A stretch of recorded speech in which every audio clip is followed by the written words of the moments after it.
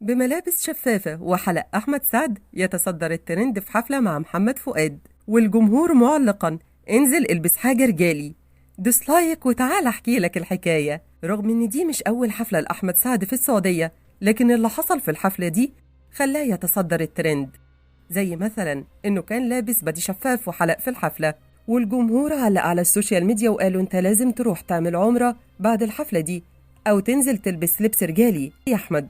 وسط السخرية دي كلها أحمد سعد فاجئ الجمهور بوجود عمرو سعد في الحفلة، وكمان قال للجمهور إحنا بنحضر لأغنية مع بعض انتوا أول مرة تسمعوها وغنوها مع بعض باسم عملنا حملة. بعدها عمرو سعد قعد يتغزل في الجمهور السعودي وقال لهم عبارته الشهيرة في مسلسله الأجهر، وينزل من على المسرح علشان تبتدي المفاجأة الجديدة، وهي صعود محمد فؤاد لأول مرة في حياته على مسرح في السعودية، بس المرة دي مش بملابس شفافة ولا حلق بقى زي ناس.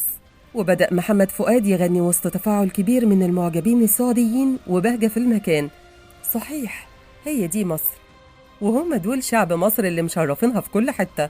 وطبعا الكلام ده مش ليك يا أحمد يا سعد، لأنك ما كنتش موفق في اختيارك لملابسك في الحفلة دي.